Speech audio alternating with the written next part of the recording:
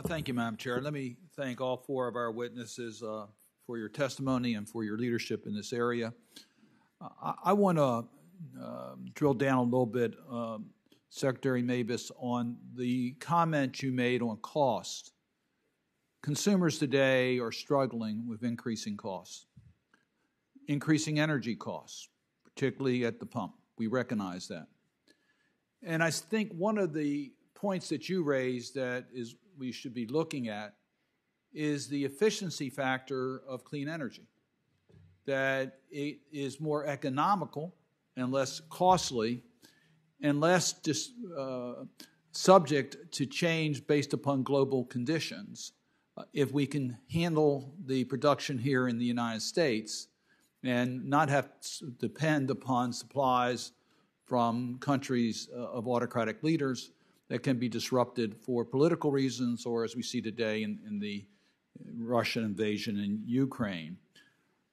That's not even to mention the fact that we provide about $35 billion a year in subsidies to the gas and oil community here. So my question to you is, you were talking about the cost issues in your budget, and we recognize that clean energy is vitally important for us to meet our goals in regards to the climate agenda. That's clearly a driving force. But could you talk a little bit more about the costs and efficiency factors of clean energy as we move forward in this debate?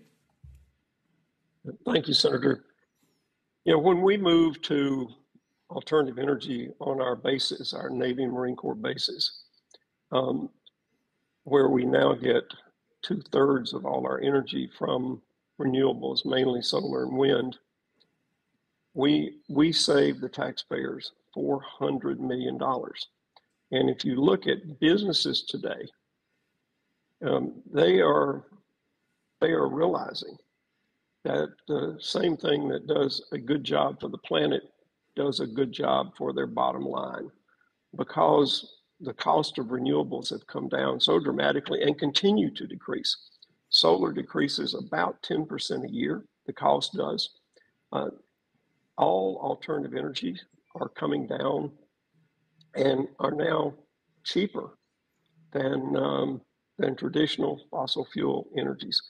So it used to be that you would have to make a decision between doing what's right for the planet in terms of climate change or doing what's right for your bottom line. That is absolutely no longer the case. And if you want stability in terms of pricing, to keep it from being dictated, because this is Putin's oil spike. There is no doubt about that. This is Putin's price spike. This is leaving the American consumer vulnerable to dictators around the world and vulnerable to these acts like an irrational war. If you want to have stable prices for energy, they have to be homegrown and they have to be alternative, because they're bulletproof from the world events.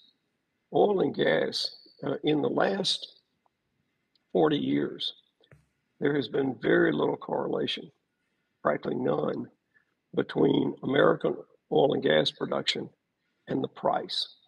The price is driven globally. I think we that's don't have much impact on it. I think that's a very important point about the pricing. It's not based upon the production here in the United States on oil and gas. And your points are so important. Jim Matheson, first of all, it's good to see you again, my former colleague. It's nice to have you here.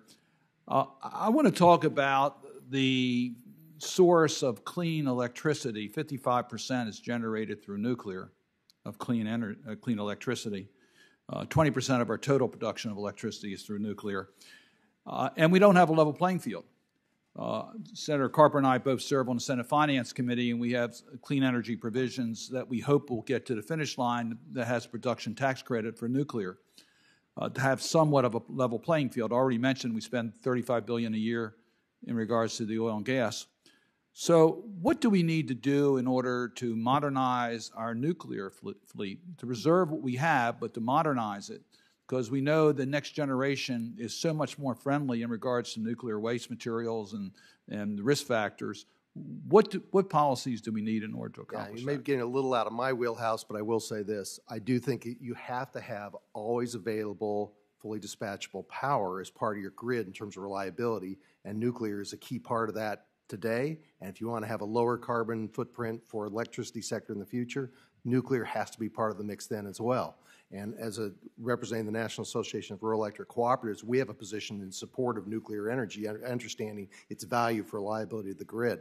Look, I think that the challenge you've got is that the limited number of plants that get built in this country, we do not have much practice of building them, and as a result, the cost overruns are, as you know, off the charts for the few that are being built here. We have electric co-op exposure in the plant that's being built in Georgia right now. So I think some type of effort to come up with a plausible step to keep the cost of these resources from jumping and skyrocketing so much would be helpful. I think on the permitting side, that in reference to what I said to Senator Capito earlier, the permitting of a facility, a nuclear facility, is exceptionally complicated, drags out the process far longer than it takes in other parts of the world. I think there are steps we could take to try to make this a more efficient process to promote the Thank you. And we have bipartisan support on these issues in this committee. Thank you. Thank you, Madam Chair. Thank you.